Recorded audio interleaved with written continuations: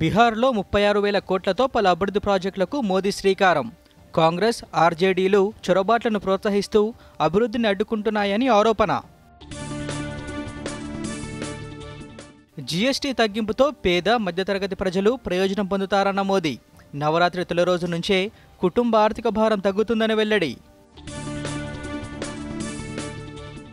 గ్రామాల్లో వీధి దీపాల నిర్వహణను పంచాయతీలకు అప్పగించాలన్న సీఎం రేవంత్ రెడ్డి.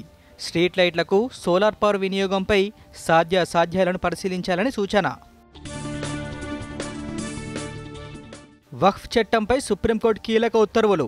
5 ఏళ్లు ఇస్లాం మతం ఆచరిస్తేనే వక్ఫ్ చేయాలన్న సెక్షన్పై స్టే. సుప్రీంకోర్టు ఉత్తర్వులను స్వాగతిస్తున్నామన్న కేంద్ర మంత్రి కిరణ్ రిజిజు. బండి సంజయ్పై కేటీఆర్ పరువు నష్టం దావా. ఫోన్ ట్యాపింగ్పై తన ప్రతిష్టను దిగజార్చేలా ఆరోపణలు చేశారంటూ నోటీసులు. డిసెంబర్ 15న పిటిషన్ను విచారించనున్న హైదరాబాద్ సివిల్ కోర్టు. ఫిరాయింపులపై అసెంబ్లీ కార్యదర్శికి బీఆర్ఎస్ నేతల వివరణ. పార్టీ మరణ ఎమ్మెల్యేలు తప్పించుకునే ప్రయత్నం చేస్తున్నారన్న జగదీష్ రెడ్డి. 10 మంది శాసనసభ్యులు ఉప ఎన్నికలను ఎదుర్కోక తప్పదన్న మాజీ మంత్రి.